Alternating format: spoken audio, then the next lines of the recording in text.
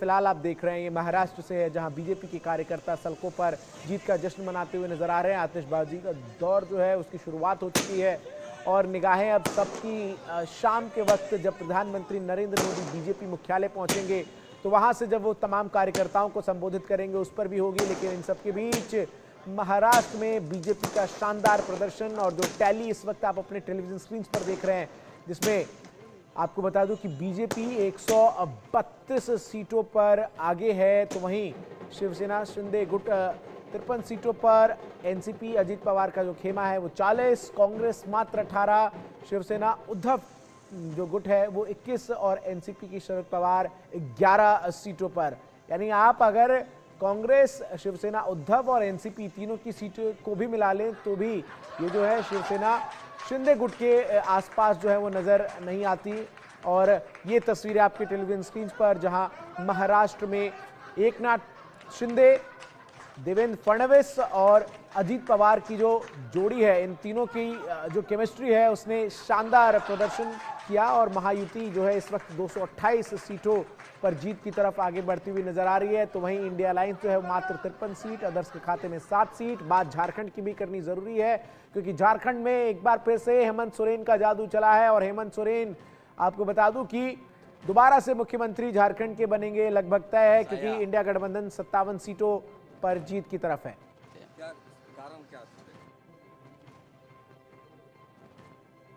बात झारखंड की हम कर रहे थे और अभी हमने आपको दिखाया चंपई सोरेन, कोल्हान के टाइगर कहे जाते थे।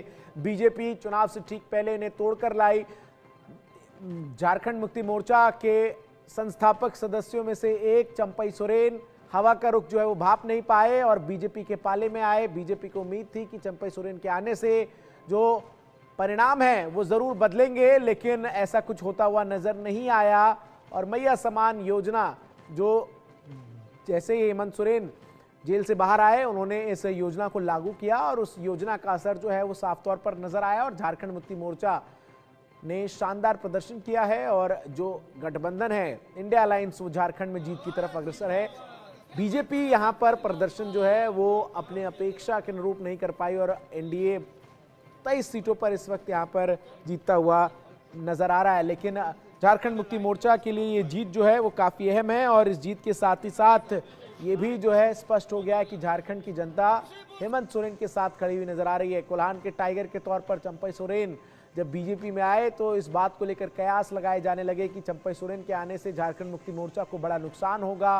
हेमंत सोरेन ने हालांकि स्पष्ट किया कि वो इन तमाम बातों से परे चुनाव प्रचार में जब आगे बढ़ते हुए नजर आए और उसके बाद अब जब परिणाम सामने आए हैं तो परिणाम झारखंड मुक्ति मोर्चा के अनुरूप हैं और झारखंड मुक्ति मोर्चा की सरकार जो है वो बनती हुई नजर आ रही है। कांग्रेस और आरजेडी और माले का गठबंधन जो 57 सीटों पर जीत की तरफ अग्रसर यहां पर नजर आ रहा है। लेकिन ये तस्वीरें लगातार आप देख रहे हैं किस तरीके से यहां पर जो चुनाव परिणाम है वो अब सामने जब आ रहे हैं तो जो तमाम कार्यकर्ता हैं महाराष्ट्र में वो जीत का जश्न मनाते हुए नजर आ रहे हैं।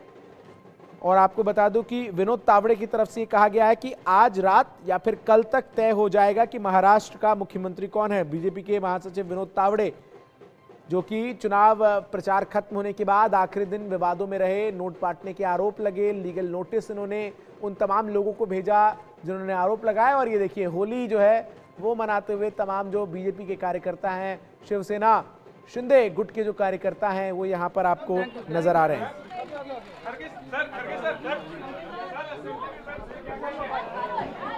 तो वहीं आपको बता दें कि उत्तर प्रदेश में करहल उपचुनाव में सपा के तेज प्रताप यादव 14,725 वोटों से जीत चुके हैं। वहीं दूसरी तरफ केशव प्रसाद मौर्य की तरफ से कहा गया है कि लोकसभा चुनाव के बाद सपा गुब्बारे की तरफ फूली थी, जनता ने उसकी हवा को निकाल दिया है। वहीं आपको बता दूं कि प्रियंका गांधी कांग्रेस अध्यक्ष मल्लिकार्जुन खड़गे से मिलने के लिए उनके आवास पर पहुंची थी, उसकी तस्वीरें हमने आपको दिखाई थी। इसके साथ ही साथ साझा प्रेस कॉन्फ्रेंस महायुति की तरफ से की गई और महाराष्ट्र में ऐसा प्रचंड बहुमत पहली बार मिला है, ये कहा गया अजीत पवार की तरफ से।